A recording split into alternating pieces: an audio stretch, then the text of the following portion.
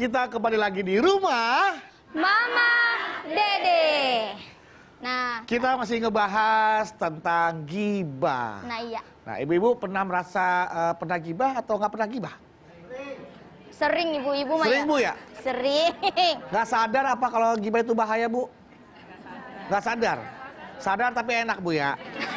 Ngomongin orang itu emang enak. Orang yang ngegibah itu kemasukan setan, Bu. Ah, mah, serius, mah? Astagfirullahaladzim. Merasa saya lebih baik daripada orang lain.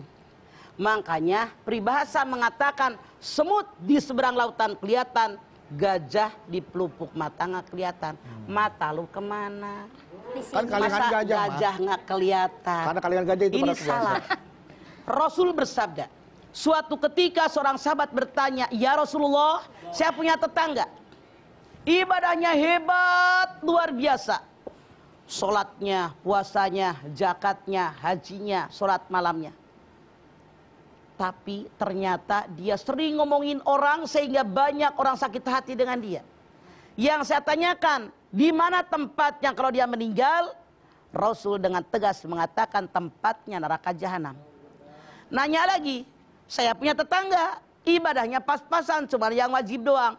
Jarang mengerjakan yang sunat, tapi nggak pernah ngarumpi, nggak pernah ngomongin orang. Tidak ada orang yang terluka hatinya. Yang saya tanyakan, di mana tempatnya dia? Rasul pun menjawab, tempatnya surganya Allah. Siapa yang pengen masuk neraka, ngacung?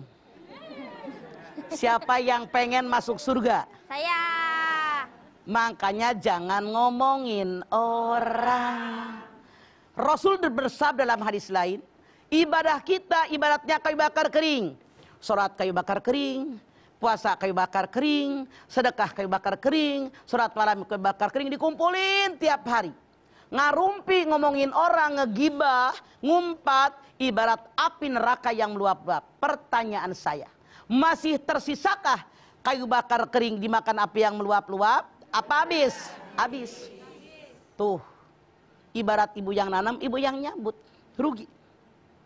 Hati-hati Anda, jangan ngomongin orang. Daripada ngomongin orang, mending baca Quran, zikir, salawatan, baca buku agama, lebih bermanfaat, lebih berguna daripada ngarumpi ngomongin orang. Nah, ngomongin orang, akhirnya nambah-nambahin, jadi fitnah. Al-fitnatu asyaddu minal qat.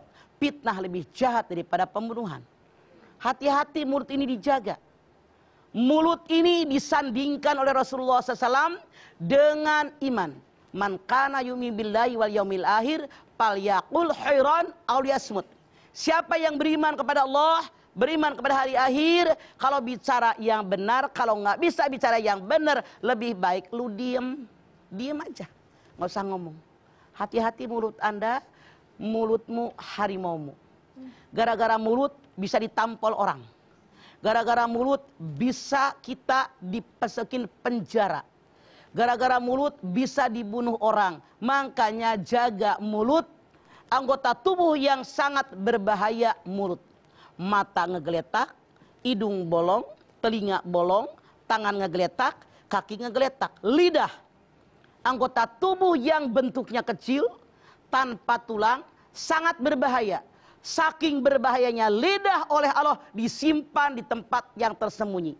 Dipagar dengan gigi, dilem dengan bibir, jangan sembarangan ngomong. Saya nggak bercanda. Anda lihat dalam Ali Imran 191, Rabbana ma khalaqta hadza batila. Yang Allah ciptakan nggak sia-sia. Jaga mulut kita. Karena merusak diri kita.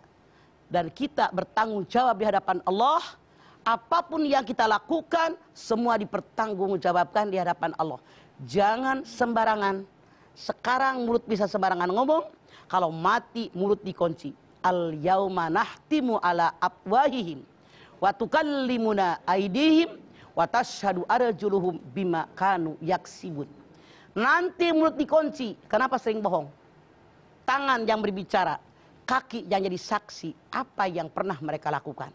Yuk, sebelum datangnya kematian, jaga mulut kita. Jangan sampai gara-gara mulut kita bisa dibunuh orang, menghancurkan keluarga kita, dipenjara, apalagi kita ngomongin orang. Hati-hati, jaga mulut kita. apalagi dibumbuin. Itu namanya fitnah.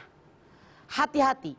Orang yang suka ngomongin orang, yang suka memfitnah orang, akhirnya dia mencelakakan diri sendiri. Akhirnya orang nanya, siapa yang ngomong? Si Anu.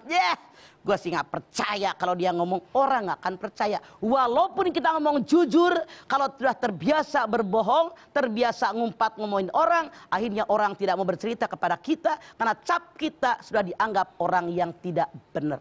Yuk jaga, itu perbuatan setan. Nauzubillah min dzalik. Oh iya, Mah. Nawan. Maaf, Mah. Nawan. Ipa mau nanya, Sok. bagaimana kalau kita ngomongin orang baik-baik tapi orang itu nggak ada? Apakah itu termasuk gibah, Mah? Kalau kita berbicara tentang maaf. kebaikan, Mah. Mohon maaf, Mah. Nawan. Boleh dijawabin nanti, Mah? Oh, sok. Maaf ya, Mah. Ya, aku maafkan. Baiklah, Jamaah yang ada di rumah dan juga yang ada di studio, jangan kemana-mana, karena setelah ini rumah Mama Dede akan kembali lagi ya. Dan ingat, jangan pernah galau, karena segala sesuatu akan indah pada waktunya. Tetap di rumah Mama Dede.